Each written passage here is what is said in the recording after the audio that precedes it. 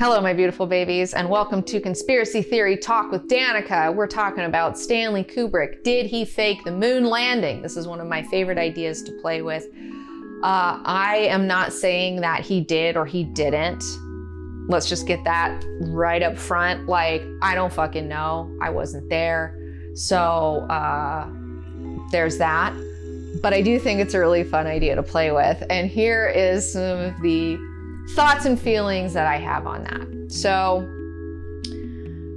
first, I just want to give a shout out to this guy, Jay Weidner. All right, he did a couple of documentary films called Kubrick's Odyssey Part 1 and Part 2. And he has the most compelling argument. Like, I like some of the stuff that he says. And one of the things that I think is the most compelling is that he begins his thing saying, I'm not saying we didn't go to the moon. I'm not saying that. Because that's what most people, they go, oh, well, if you didn't fake the moon landing, that means we didn't go to the moon. He's like, I'm not saying that. I'm saying the footage was faked. And it's like, okay, well, why would we fake the footage of that? And it's like, okay, well, maybe because we're in a Cold War space race with Russia and we don't want to give them any intel and show them anything that's real that can help them. Second of all, it is really interesting then to think that in 1968, they were able to do a live broadcast from the moon. I mean, I've had people say it's totally possible and there's all this and there's this dish and there's this satellite and da da da da. And I'm still just I don't know. I mean, you could be right. I haven't done all the research. I'm not saying I have, but it just sounds pretty fucking incredible to me. I mean, it just a live broadcast from the moon that everyone can see, it would make more sense to create something that is going to work and that you play that image for everybody, because this was also a huge moment in not only human history, but American history, and this was a big thing, we're going to put a man on the moon, and it was giving people all this hope after dealing with World War II and after dealing with the arms race and everyone, the threat of nuclear war. I mean, a bunch of people were super oh, they needed a little bit of hope. You know what I'm saying? We needed some hope.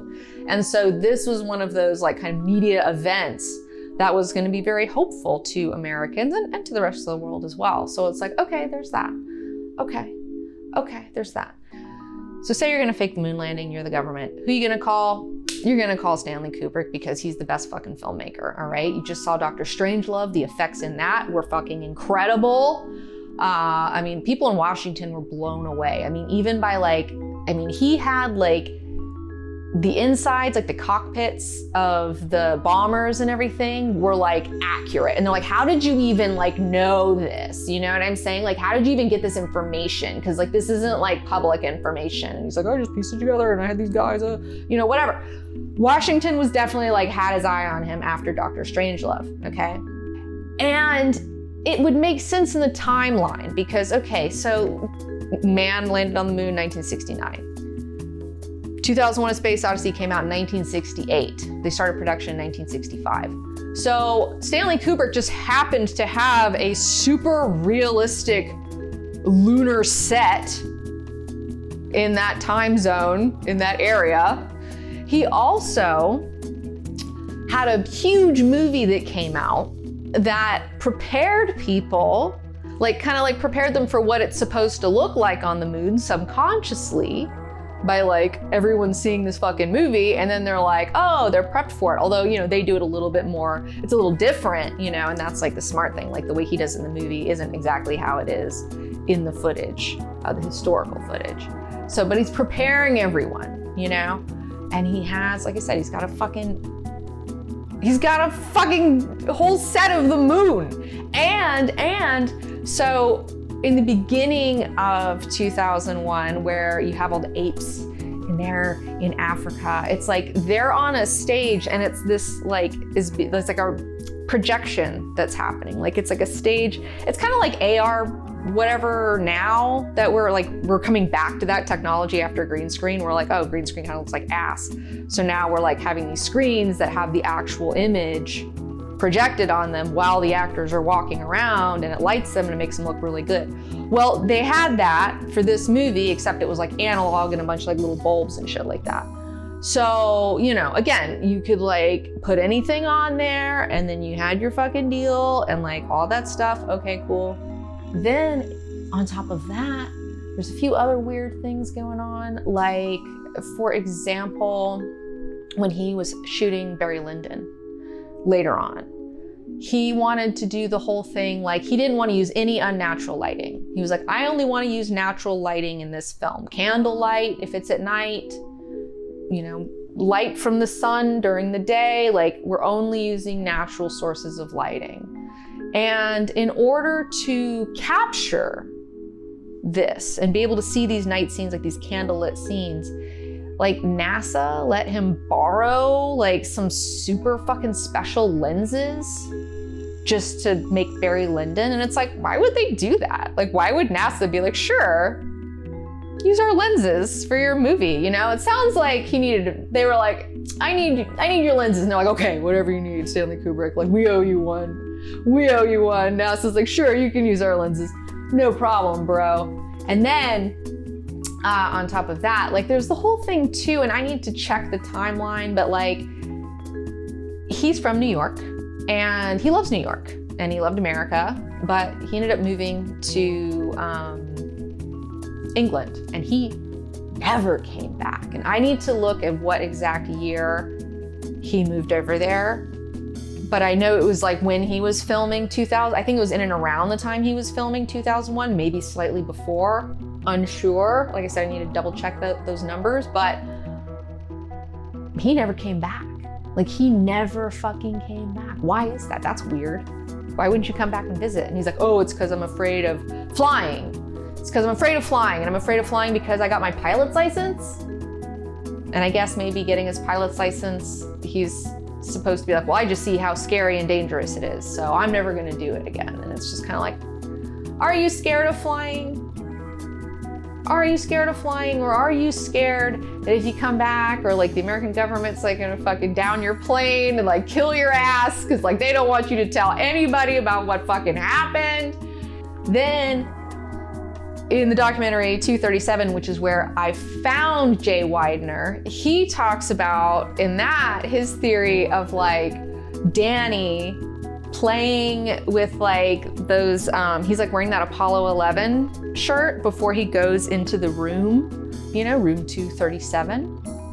And it's like, he thinks that like this is like Stanley like slyly telling the audience, like admitting that he faked the moon landing, that's like weighing on him, because like Danny's wearing an Apollo 11 shirt and then he's like in this kind of octagonal thing which like is like a launching pad.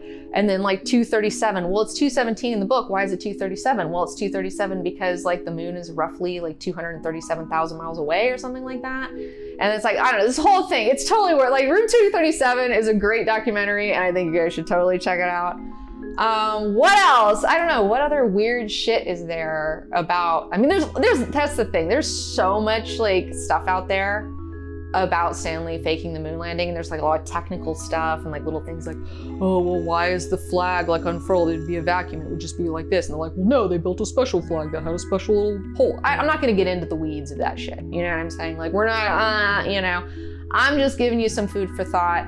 You can go down that rabbit hole as deep as you want. It's up to you, but I don't know, I just felt like I really wanted to talk about it. And it's just a fun, like I said, it's a fun idea to think about, because if we did fake the moon landing, you fucking bet your ass that Stanley Kubrick did it. You fucking bet your ass that he did it, because nobody else could have pulled it off, because he is the best, Stanley Kubrick. So that's it.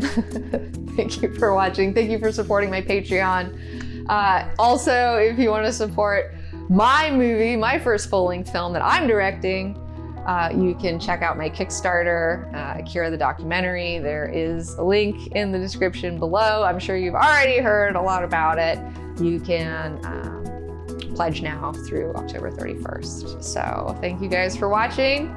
Be sure to like this video, leave me a comment below, subscribe if you haven't already done so, ring the bell if you want to get notified. Take 2, places everyone, and action. I'm back, and this time I've set a Kickstarter goal that's gonna get our coils to the green line.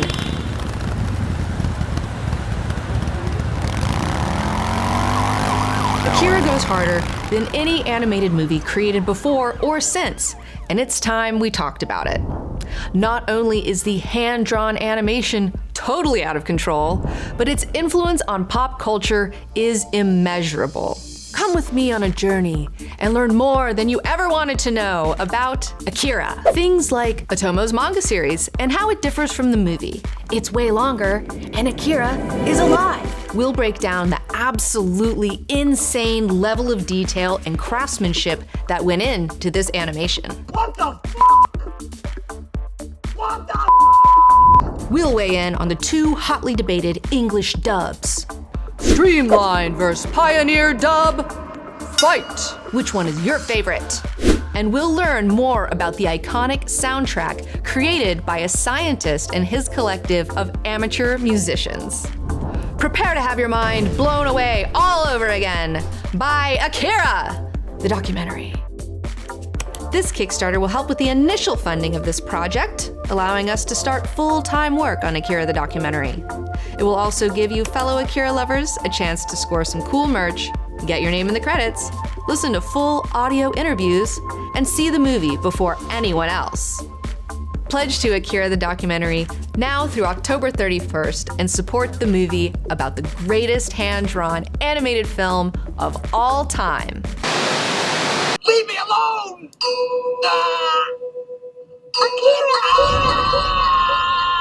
You're gonna fucking love it. You're gonna fucking love it!